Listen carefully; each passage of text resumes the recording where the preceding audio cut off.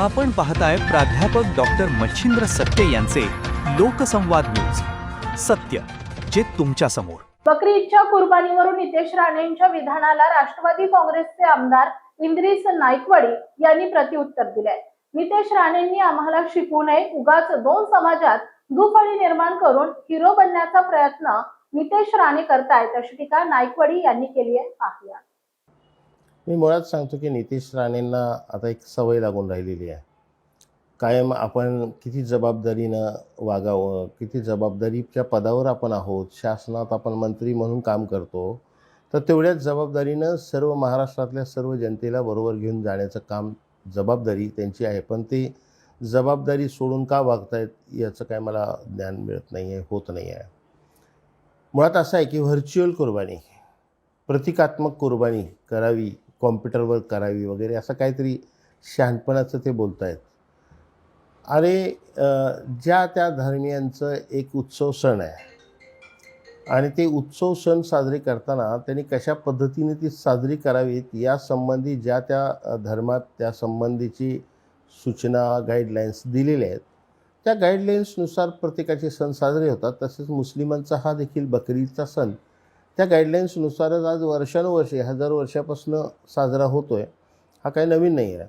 आता नितेश राणे येऊन आम्हाला आमच्या धार्मिक ज्या काय एथिक्स आहेत किंवा धार्मिक ज्या काही सूचना गाईडलाईन्स आहेत त्या संबंधात नितेश राणेंनी मार्गदर्शन करण्याची आम्हाला आवश्यकता नाही आहे.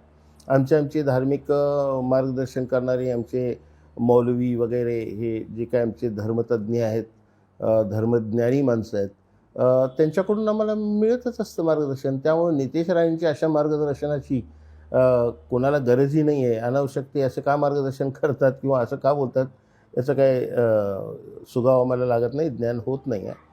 पण हे सांगतो की बकरीच्या निमित्तानं असे ना इतर समाजाला भडकावून काहीतरी करून दुफळी समाजातली कायम ठेवावी आणि त्या दुफळीचा फायदा आपल्याला काहीतरी होईल आणि आपण हिरो म्हणून पुढं येऊ, असं जवळपास जरा नियोजन त्यांचं दिसतं आहे. आणि त्या प्रयत्नातूनच ते सातत्याने अशी कृत्य करत असतात. ह्याला आपण म्हणजे बालिश प्रवृत्ती म्हणू किंवा बचकानी हरकत म्हणू, अशा हरकती ते कायमच करत असतात. त्यामुळे त्यांच्याकडं आता कॉग्निजन्स घेण्यासारखं बघण्यासारखं पण काय नाही आहे. कुठलाही समाज त्यांच्याकडं आता एक सिरियस म्हणून बघत नाही आहे. एक एंटरटेनमेंटचं साधन म्हणूनच त्यांच्याकडं त्यांच्या स्टेटमेंटकडं बघितलं जातं. हा एक भाग. दुसरा भाग की आपण पाहतात मुस्लिम समाजाने कायमच कायदा सुव्यवस्था आणि कायद्याचं रक्षण आणि कायद्याचं पालन करण्याचं काम केलेलं आहे. त्यानुसार आता आम्ही हे सांगतो की प्रत्येक बकरी ईदला जे लोकांना काहीतरी एक संधी मिळते, ती संधीच आता द्यायची नाही असं मुस्लिम समाजाने ठरवलेलं आहे. त्यामुळे मुस्लिम समाजानं आपल्याला माहिती असेल देशात अनेक ठिकाणी आज जाहीरच करून टाकलं की आम्ही गायी कत्तलीसाठी गायी विकत घेणार नाही. बकरीच्या वेळेला तर नाही, इतर वेळीही आम्ही गायींची खरेदीच करणार नाही.